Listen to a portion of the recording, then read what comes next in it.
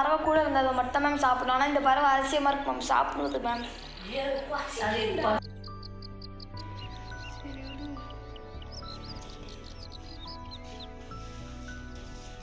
என்னதுக்கா கொடுக்குறீங்க? அதுக்கு இதுக்கு இது ஹென்னா ஹெல்த் மிக்ஸ், சி மன்னா ஹெல்த் மிக்ஸ். சாரி,